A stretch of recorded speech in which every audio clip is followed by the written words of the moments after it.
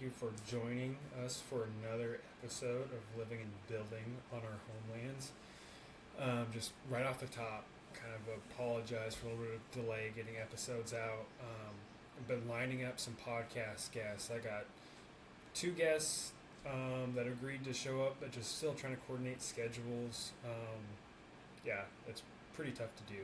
So that's the reason for a little bit of the delay. Just working out the kinks with them, but I'm still working on trying to get these episodes out weekly if possible for you guys to all tune into, have something to listen to on your drive to or from work or groceries or on your run, wherever you choose to listen. But yeah, I guess I'll get right into it. Kind of just building off the last episode, super exciting. Last episode I was talking about the run camp, SCO run camp, that I was working on launching and tediously working on getting that contract approved and just getting it through the proper channels. Pretty much the next day after, maybe a couple days after publishing that episode, got news that that contract was officially approved and we were greenlit with the run camp. Super exciting, and it was kind of cool to kind of speak that into existence. So that run camp is going to be roughly 2 weeks from today. It'd be June 16th through the 18th. May have to kind of shorten it to a 2-day camp instead of a 3-day camp. Still kind of trying to work that out with our tribe's TANF program. Yeah, super exciting. That run camp will be for our TANF youth that sign up for our youth centers, 2 different locations on a reservation. Super excited. Should be a lot of fun, and I can't wait to work with my community and the youth and give them some tools to help them be better runners and just really introduce them to running. Super excited about that. Definitely, I'm sure post-run camp I'll have a lot to kind of speak on, let you guys know how it went, lessons learned, things like that. Super excited. Plan on having 2 other coaches help me. For sure, got one of them locked in. The other one, he's trying to work with his schedule. And so we'll see. If not, I can get someone else lined up.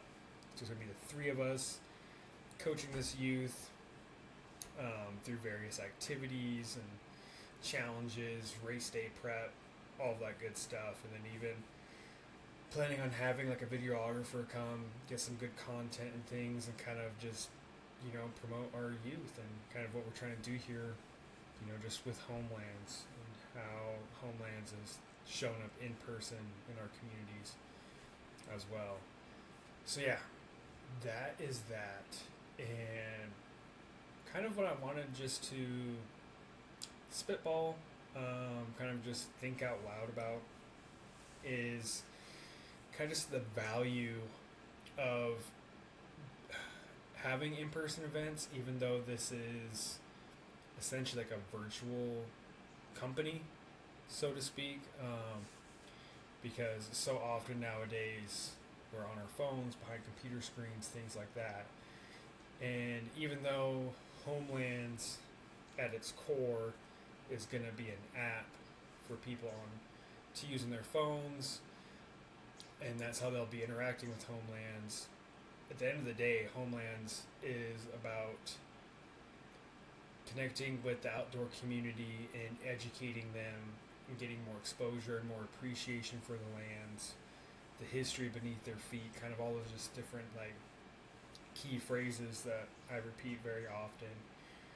Something that has been on my mind is so the task right in front of me is the run camp, but to kind of once I'm completed that task, we're done with the camp, we give it all we got, kind of what's next down the pipeline, because I want to continue to have in-person events. Unfortunately, in this early phase, especially the app's not live yet, don't have the beta version yet, I'm going to be really limited to having these events where I'm located. I've poured a ton of my own personal resources into this, and I don't really have much more to allocate to traveling at this time. So hopefully once things are live, I can change that. But right now, just thinking about that of like what other in-person events can we do that will provide value to the community and also like kind of also build up what Homelands is and stay in line. 'Cause I think that's something. It's something that's kind of preached in like business classes and everything else is like staying true to your core mission. Like I don't know, like let's just say, like, hey, I'm gonna do a music festival. That'll get people together. That'll be great. That isn't core to what Homelands is. Like even though that might get a bunch of people together, like that's not my core audience, and that doesn't help build what Homelands is. I've kind of touched on this before, but just like similarly to getting the coaching certification, doing this run camp, the decision on that was because that would provide value back to Homelands, the app, like at its core. Like it's a different kind of arm of Homelands with like SCO Run coaching, but it still is adjacent enough to where they can each provide value to each other, to where it's not just something way off in left field. And so it's just been something I've been thinking on, ruminating on, is like, okay, how can we fill out the calendar with other events that will get community engagement, give back to the community, but then also continue to build that audience for Homelands. And one of the things that's been on my mind, and I'm just trying to think timing wise, and so you guys are kind of hearing this first. A couple of my close friends have probably heard this come and go, but just recently this past week I was at a work conference and I just like actually had time to kind of sit down and think on some things. And I think something I want to try and do, so this wouldn't be year one, it would grow over time and in phases, but potentially this coming fall, what I want to do is have not it would be an unsanctioned running event. So for those kind of like not in the know, not in the trenches of the trail running world, it'd be having a trail race. It's called like fat ass style, to where like here's the planned route that we want to be a future race. We want people to come run the route, but it's not going to be officially timed. There's not going to be bona fide aid stations and places and medals and everything else. It's just more or less like, hey, we want a group of people to come together and run this route. And that's something I'm thinking I'm wanting to do for the fall. There's the specific route I've eyed for a couple years now. So I guess even to maybe go back even a little farther. So, gosh, was it 2 years ago now? Yeah, almost 2 years ago on the dot. I did a 100-mile training run on my reservation, preparing for this ultra marathon in the summer. At that point, I had never finished a 100-mile ultra marathon, and just mentally, I wanted to get 100 miles on these legs in one go, just to build that, maybe even more so like mental confidence rather than like, you know, physical ability, that like, hey, I can do this thing. And when I did that route, I loved the route in its entirety, but there's a couple sections in the beginning that I felt like were really special. And there is this one section of the route that I want to have this like unsanctioned running event, fat ass style, and it would be, I think it's almost like going in one direction. It's about 7-ish miles with like 3,000 feet of vertical gain, and you start out at this kind of ranch that's owned by the tribe, and you run up to the tallest peak on my reservation, like the West End Lookout Tower. And from there, you can see the entire reservation. For anybody semi-local that knows, You can see all the way to the city of Spokane and Airway Heights. You can see out in Lincoln County and Reardon and Davenport. You can see all the way to Fruitland Valley, you know, super far up on the Colville Reservation too.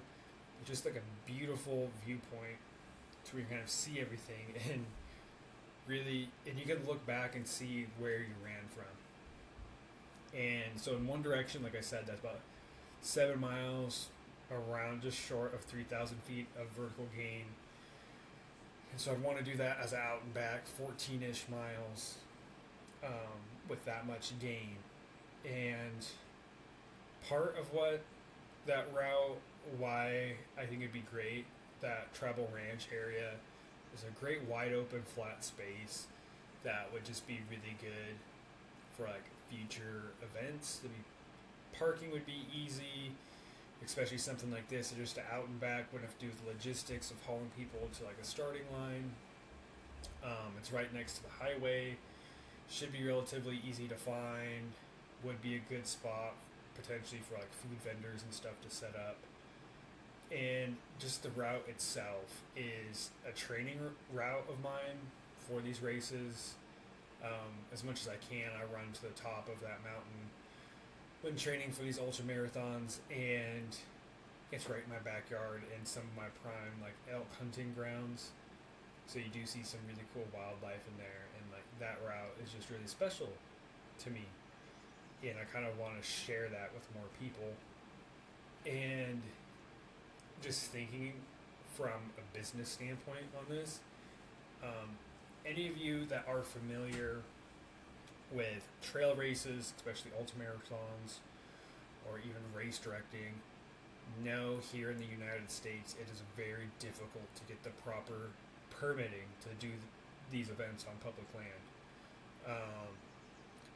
Thankfully, we do have strong laws that help protect the conservation of these public lands, but those laws do make it pretty prohibitive or difficult to organize races. And I think it's a double-edged sword, and as a native, I definitely do see the benefits of that, and I'm not saying anything needs to be changed, but being on a reservation, and this being my reservation, it would be a lot easier to get events approved. And kind of what made my wheels turn a little bit more, so for my day job, I was at this Indian housing conference, and one of the breakout sessions was just talking about like, hey, with these uncertain times with this administration, you kind of got to try and diversify your funding sources, diversify revenue you have coming in. And one of the presenters, he was an ultra runner too, and he talked about how like these race organizations should come to Indian country and get approval for their races. Like he listed that for housing authorities as a potential revenue source, as like, hey, look, it would be a lot easier to get the approval. Like theoretically, you just need tribal council to approve via resolution to have it. And so he was talking about that just being a tribe or being a housing authority, that being a potential revenue source was just, you know, hosting these races. And so like that even got me thinking, just for the future of homelands, to kind of like help pay the bills of homelands, but then also give back to the community at the same time, and like ultimately like bring people together in person to kind of carry out Homeland's vision of, hey, we want you to be in tune with whose lands you're on. We want you to learn about whose lands you're on. What better way to start that than bring a bunch of you all to my tribe's lands and like see it for yourselves and like learn about our lands along the way. So like, I don't know, to me it just makes a lot of sense, but it's a big undertaking.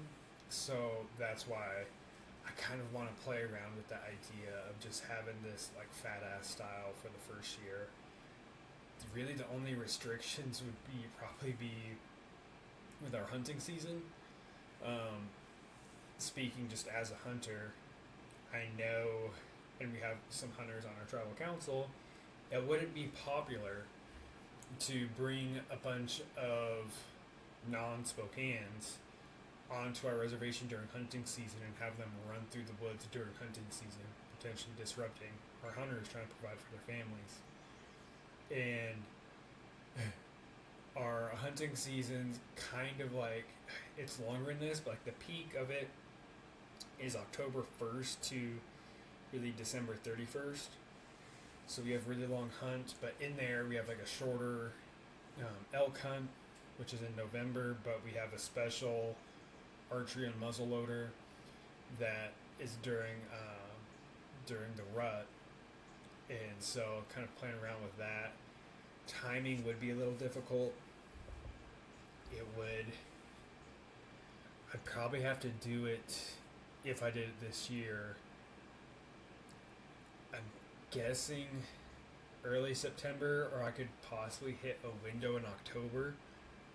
And so that's kind of why I'm just thinking out loud about this right now, because in order to do something like this, like, rubber has to hit the road pretty soon. And it's one of those things with these events, like, you never know. You kind of have to plan for the worst, hope for the best, but like in this scenario, that means like plan for a big turnout, even if there's not going to be a big turnout, because you would rather like have like course markings or food or whatever, have it over explained and have a few people, and then their experience is great, and they're just like, wow, even though this wasn't a sanctioned race, this was amazing. Loved the route, you took care of us. It's like, that's what you would want, because then that momentum can carry you forward, versus like, hey, screw it, like whoever shows up, you're on your own, and you bring in like, turns out a big crowd, and they all have a terrible experience. That's not what you want. That's not sustainable.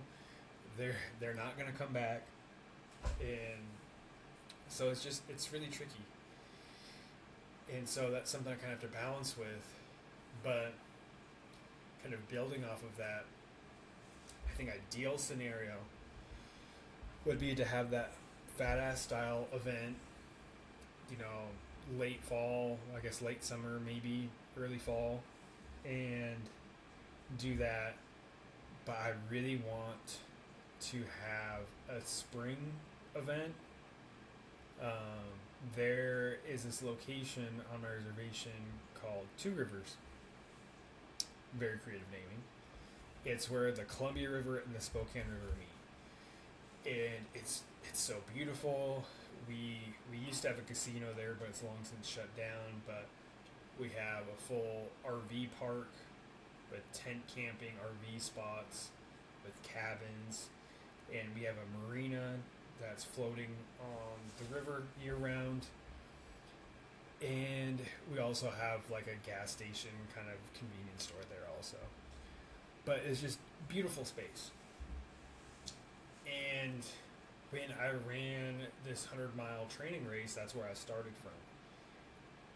Kind of a dream of mine would be to host a race that starts and finishes there. The venue is just ideal for like event hosting like this. Runners would have various lodging options. We're really remote out here, so like let's say let's say I had like a 50K or a 50 mile or 100 miler out here one day. It'd be really tough for runners to find a place to stay like leading up to the race, especially assuming there's an early start time. So if I could have an event at Two Rivers, it would be ideal with all of those camping options and even some cabins.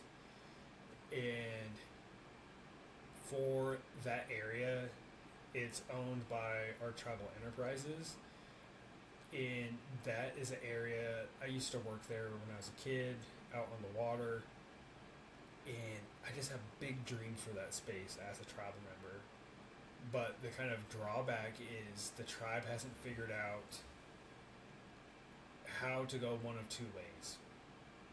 Either how do we figure out to generate enough revenue during the quote-unquote off-season when people aren't out in the water, Or how do we grow the prime months revenue enough to cover losses during the off season? And so that's been just a place they've been stuck. So this area has just been stagnant. But it's beautiful, has so much potential. And I'm not sitting here thinking that like my ego isn't big enough to the point where I think this is gonna be like the next big race that's gonna have a lottery to sign up and I'm gonna save the tribe with this one race. No, no, no, no. I just think it's a way to open the door and just get more people to come experience the rivers, experience the area, then word of mouth. And I think it's just really one step. But when I did run the 100 miles down there, once I started from there, there's this beautiful route that we took. We started from there, and we ran kind of parallel to the Columbia River for several miles. I'm guessing like the first 5-6 miles was along the river. Then we kind of climbed up, not fully up a mountain yet, and then kind of went by some like rural housing, and then just kind of connected it all the way over to where I was first talking about, that ranch that the tribe owns, and then continued from there.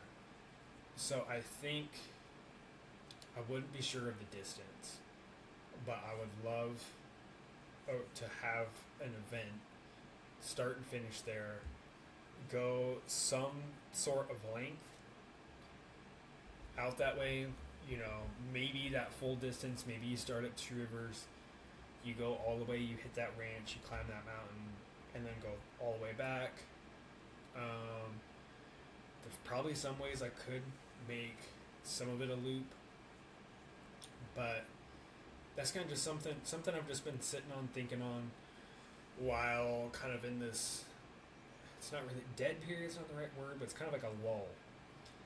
The developers are working really hard, getting the coding right to get this beta version, and so right now it's just kind of like a lot of relationship building or like marketing for me to do on my own, because the actual work for the app itself is being handled, and like I can't speed up the process on that. It's just going at the rate that it's going,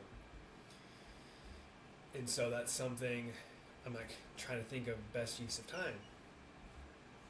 And while on that topic, assuming things stay on this timeline, which is kind of a big assumption, but if they stay on this timeline, I should have a beta version of the app, you know, around that late summer, early fall time period.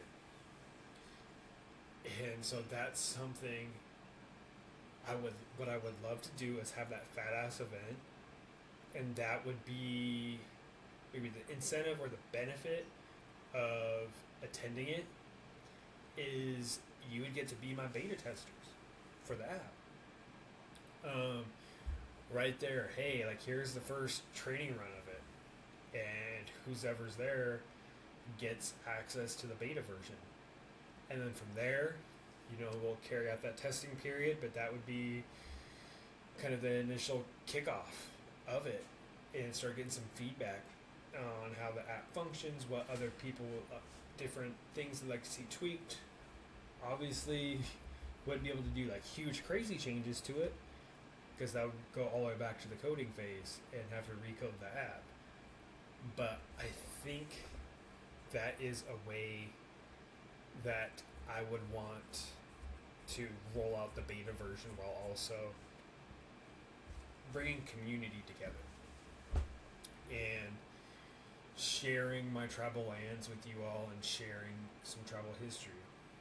Because the way I envision it, this is probably more for a sanctioned race. I think these races, what I would like to see just as a runner, as a native runner, you know, more than, I really do love the kind of cheesy inspirational signs that are on trail, just really any race, that, you know, get a good laugh, get you out of the pain cave for a second.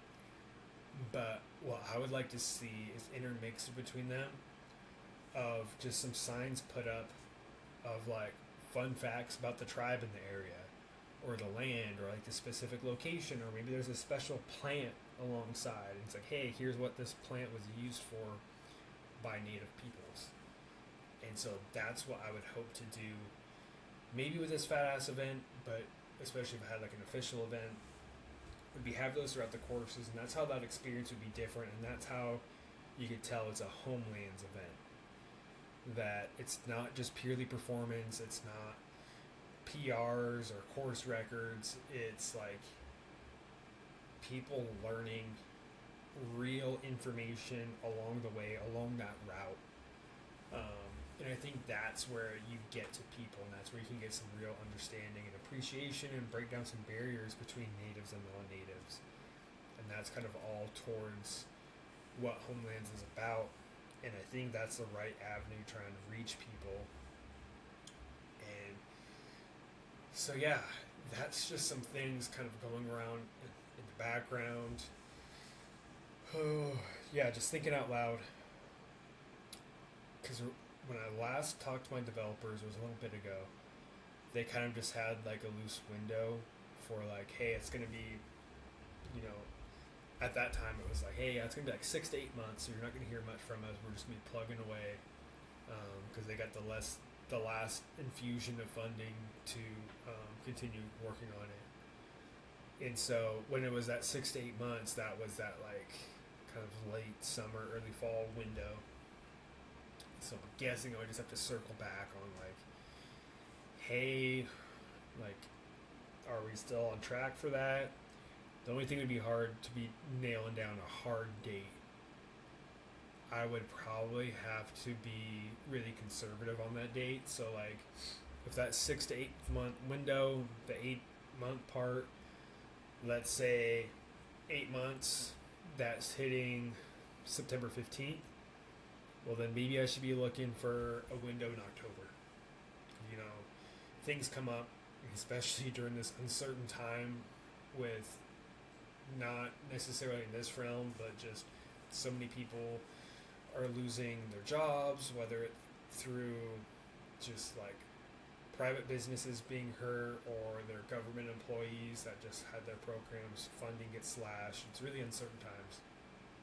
So maybe build a little lead time into that and not have the beta version be like the complete selling factor of like, hey, we hope to have it. And I think that's how I would have to pitch it. I definitely need a name for it. So any listeners out there, maybe local listeners that are familiar with the route, hopefully here I can edit in kind of just what the route looks like. And just get some good names for it, because I'm not creative at naming. I actually outsourced the name for the app to one of my friends, and they're the ones that came up with Homelands, and it was just perfect. So that's something to kind of think about, because I would hate just to have it be like the Homelands 25K. Maybe that's what it is, and it's short to the point, gets the point across. But I would like to have some kind of creative names of like blah blah blah presented by Homelands. But who knows? We'll see. Yeah, just other than that, that is what's been going on with Homelands lately. Yeah, I'm super excited about the 2 guests. I think you guys will really like them. One of them has been doing a ton of work out in the Native community with a cause that they're really passionate about. And the other one is one who, you know, maybe rough isn't the right word, but just didn't have an easy upbringing on the reservation, but made something of themselves. But, I mean, as a lot of us are now seeing just in general, native, non-native, like, and nowadays we're having to deal with like losing a lot of like former classmates, friends, you know, just to various issues. And it's like this individual is kind of seeing that for himself also, and kind of just speaking out more on that and trying to share a little bit of his perspective, because he's one of those where, like, yeah, wasn't the best situation, but and not squeaky clean either, but he's made the best out of it and has a happy little family. And so I think these are definitely stories I want to highlight and share to you all, and that will provide value to you guys, but then also, like, each one of these people in some way will kind of tie back to homelands and even give you guys some just like kind of unfiltered back and forth of, like, hey, like, still trying to make homelands work for the people. Like, what would you guys like to see, while not straying too far from the mission and kind of just finding that nice balance. So that's really what's been going on with it. Yeah, I hope to get a little bit more time. I talked last episode of kind of having a possible reoccurring segment talking about tribal history and stuff. I apologize, I'm not armed with anything today, but I can give you a quick Cliff Notes version of some historical events that are timely to this time of year for the Spokane tribe. So, wind the clock back to 1858. The Spokane tribe had not signed a treaty. A lot of this was still Indian country, and what was going on at the time, I hope I remember this correctly, there was a murder or suspected murder of some miners or white settlers in the community of Colville. And Colonel Steptoe and his troops were traveling north, I believe from Oregon, up there to try and get to the Indian post, because it was alleged that it was Native Americans that did the murder. And he was going to pass straight through Spokane country. And he, at least that's the message that was conveyed. Hey, we're just passing through, don't worry about us.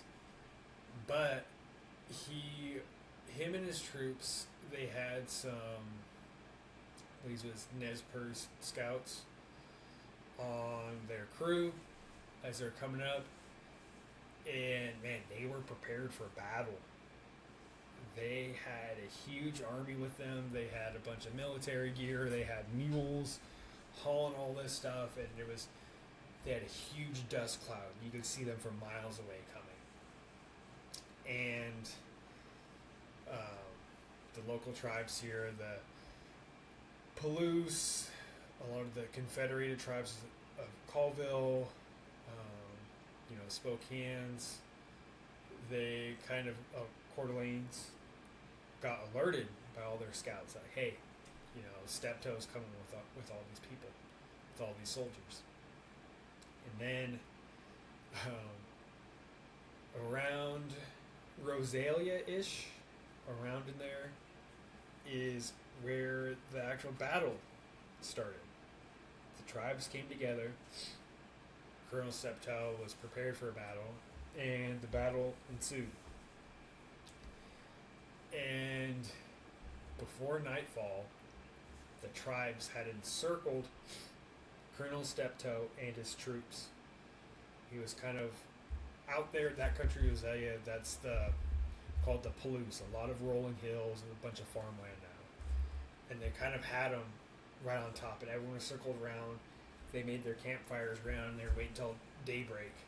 And then either going to have him surrender, potentially take him as prisoner, potentially kill him. Because, he was forcefully entered their lands without saying anything. But during the dead of night, he somehow escaped, because when daybreak came, he was gone. Him and his remaining troops just gone, vanished. Word has it that it was the Coeur d'Alenes. During the night, they let him sneak out. It's like, shh, quiet, don't say anything. and let him sneak out into the darkness. Now, from what I've been told, Coeur d'Alene's are split. There's a portion of the Coeur d'Alene's no, man, we're no traitors. We didn't help them. And there's a section of Coeur d'Alene's yeah, no, we know exactly what families were involved still to this day. And yeah, they definitely let him go. And anyway, so during that time, the tribes, the Spokane tribe included, defeated Colonel Steptoe in that battle. But yet somehow Steptoe Butte got named after him, even though he lost the battle and all of that.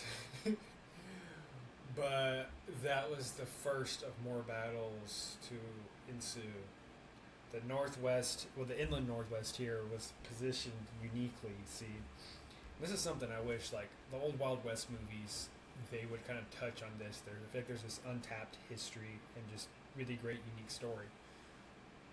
But you still had settlers pushing westward, so from like the territories of like Idaho and stuff coming over, but you already had gold rushers and people on the coast, and now they were pushing eastward. And so you had these two sides pushing in, but you had, tribes of the Columbia Plateau already here. And so we were getting squeezed from both sides. And I feel like that just tells for a really unique story in a lot of these conflicts where we didn't become an executive order tribe until 1888, I believe. And so this is after like a lot of the West was tamed. This is really late. And actually we ended up missing the treaty era. So we're not a treaty tribe. We are an executive order tribe. I think it was, I'm not going to name names. I'm going to get it wrong. I need to go back and check. But a government official was supposed to be on their way to sign a treaty with the Spokane tribe. And while they were on their way, they got caught up in the Yakima Wars. They were killed in the Yakima Wars. And then the treaty era ended. So we never signed a treaty. So then we were later established by executive order. And I kind of go to say that because right now in this uncertain political environment, there's a big difference between being a treaty tribe and executive order tribe. Right now, this presidential administration, they are doing a lot of cuts. And there is reason to believe this presidential administration is trying to cut a lot of what Indian country does, their sovereignty. But with that, treaty tribes are pretty much untouchable. That's a government-to-government relationship. I mean, all tribes are government-to-government, but that treaty, that's like holds as much weight as it does with like essentially the tribe as a foreign nation. But the executive order, that was enacted by the president at the time. Pretty much similar to the executive orders you see, in the headlines now being signed day after day. So that's how we were established. So a president established the executive order that created us. So theoretically, a president can revoke that. So it is very unnerving during these times. Executive order tribes aren't going to lay down and go out without a fight. But it's pretty stressful. Because, just for any executive order tribe, but just for the sake of this and explaining this, like that's my tribe. It's the executive order tribe. And just like that, it wasn't anyone's fault that we're executive order. And so there shouldn't be any punishment for it. Because I feel like typically a lot of people that are far removed from it, they don't understand the nuances within it. And with that, this is such a rural area, and the tribe itself is, I think it's safe to say for a whole county is like the employment hub of the county. There's so many resources and things here because of the tribe. And so it's just sad to kind of see all this turmoil around it. But even that, if you're still listening in, definitely kind of, if it does pique your curiosity, like do your own research, look into, read up on executive order tribes, especially executive order versus treaty tribes, and kind of like the differences. Because, yeah, it's affecting a lot of stuff right now. And this is something, if you ever study Indian law, which not many do, but if you ever study Indian law, kind of a common, I mean, it's common outside of Indian law, but anyway, sorry, I'm just rambling. A common phrase used is that tribes in law, especially when it comes to sovereignty, are treated as the coal miner's canary. The government kind of pushes tribes. Let's see how far we can go until there's too much discourse. Like, we're the canary. The coal miner is going down into the coal mine. He wants to know how far he can go down. And then once that canary dies, it's like, okay, there's not enough oxygen. This isn't safe. Let's back out. In the legal realm, that's the tribes. How much can we take from them before there's too much discourse? How far can we push? You know, can we take this away? Can we take that away? So, like, these things that affect tribes, if you're non-tribal, like, it's still going to impact you. We're, like, at the front lines of a lot of these battles. Like, let's just use an example, like, the public lands, the national parks, stuff like that, where tribes, reservations, their land is held in trust by the government. It's federal land. That's why some of you may know, like, there's no sales tax on a reservation. There's other different tax breaks and things. But if the government can find out they can push that relationship further and they can take away more of the sovereignty on the tribes on this federal land, then that immediately can affect your national parks. Start taking that way. They can start opening up, start privatizing it, start profiting off of that land, open it up for their rich billionaire buddies. And so that's all things to think about, especially if you're a non-native, or even like obviously if you're a native, but even if you're a native off reservation, you're just not in touch with your tribes and just different things going on in the political climate, this impacts everyone. And it's not just natives, it's not just some other, like, if the canary dies, like, it's going to affect you guys too.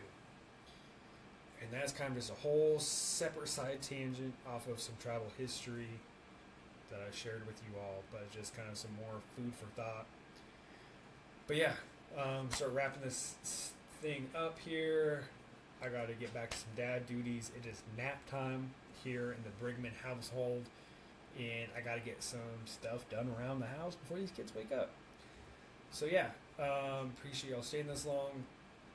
So yeah, if you have any ideas on what to name this fat ass style event, or just some feedback, what you would think, I would love to hear it. Other than that, yeah, be on the lookout for some in-person events here in the inland Northwest on the Spokane Indian Reservation. I still plan on volunteering and showing up at some other local events, showing face, giving back to the community that way too. But this run camp, this will be the first of quite a few events that Homelands hopes to host for you all. So definitely be on the lookout. Thank you for listening wherever you are. I appreciate you all. Thank you for support. Thank you for all your kind words you do send this way. And yeah, hope you guys have a great one. Thank you so much.